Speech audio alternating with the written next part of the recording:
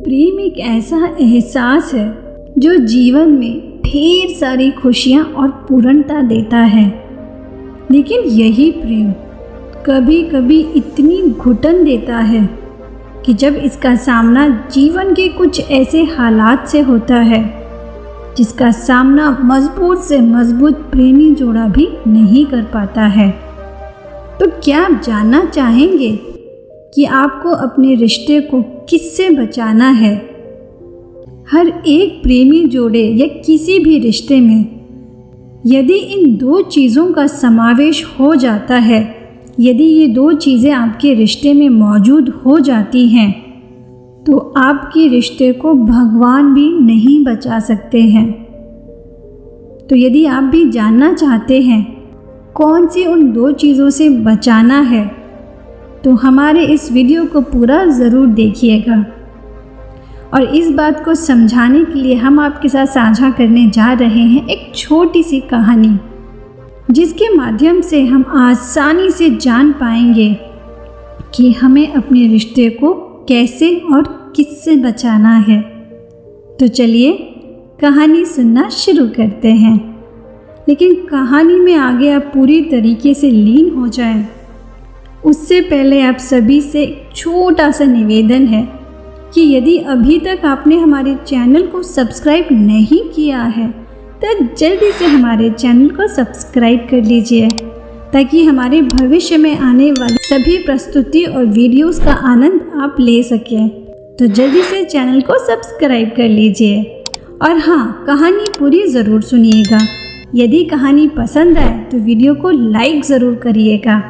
आपका एक लाइक हमें बहुत प्रोत्साहन देता है और साथ ही आपके एक लाइक के माध्यम से YouTube हमारे वीडियो को और भी लोगों तक पहुंचाने में हमारी मदद करता है। तो लाइक करना बिल्कुल मत भूलिएगा। तो चलिए आप और हम मिलके सुनते हैं आज की कहानी। एक बार नैना नाम की एक लड़की थी। उसे प्यार में हमेशा धोखा मिला था। हर बार प्यार में उसका दिल टूटा था। और इन सब चीज़ों से मानो नैना का प्रेम की तरह विश्वास ही खत्म होता जा रहा था और दिन इसी प्रकार बीत रहे थे। तभी एक दिन उसकी मुलाकात आनंद नाम के एक लड़के से होती है। जीवन में पहली बार उसे ऐसा एहसास हुआ मानो कि उसे वो सही व्यक्ति मिल गया जिसका उसे सही मानों में इंतज़ार था, जो उसके लिए ही बना था। धीरे धीरे इन दोनों में बातें, मुलाकातें और मिलना जुलना शुरू हो जाता है। आनंद हमेशा नैना की छोटी छोटी बातों का खूब ध्यान रखता था।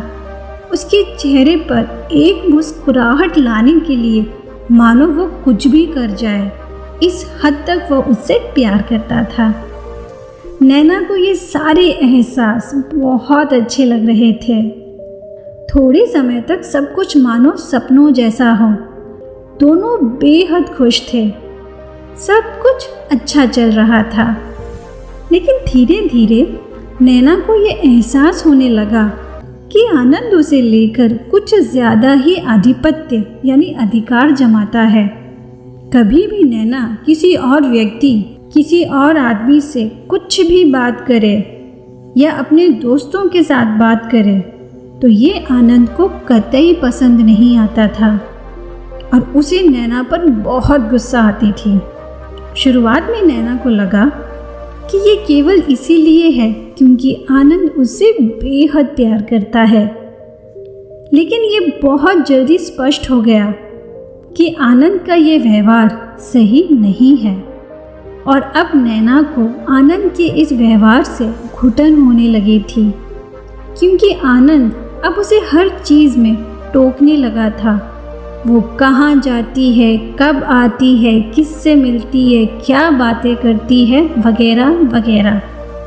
नैना को समझ में आ गया था कि किसी भी रिश्ते को पनपने के लिए उसमें इस प्रकार जबरन आधिपत्य की भावना यानी कि ज़बरदस्ती अधिकार जमाने की भावना, जिसे हम आजकल की भाषा में पॉसेसिवनेस कहते हैं, ये नहीं होना चाहिए। नैना को ये समझ में आ गया कि आनंद उसकी हर चीज़ पर अपना हद से ज़्यादा अधिकार जमाता है। इसके साथ साथ वो कहीं ना कहीं ये भी महसूस कर रही थी कि आनंद को शायद असुरक्षा का एहसास भी है कि शायद कहीं नैना उसे छोड़कर किसी और व्यक्ति से प्यार ना करने लगे। इसीलिए उसकी हर चीज़ पर वो पूरा कंट्रोल करने लगा था। किसी भी रिश्ते को सफल बनाने के लिए उसमें कभी भी ये दो भावनाएं, असुरक्षा का एहसास और ज़बरदस्ती आधिपत्य जमाने का एहसास, कभी नहीं होना चाहिए।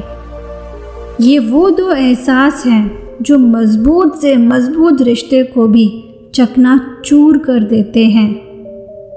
यदि अपने रिश्ते को आजीवन के लिए मजबूत और गहरा बनाना है तो प्यार, विश्वास और आपसी सम्मान से सींचो, तो आप देखोगे कि आपका रिश्ता दुनिया में सबसे मजबूत बनकर उभरेगा।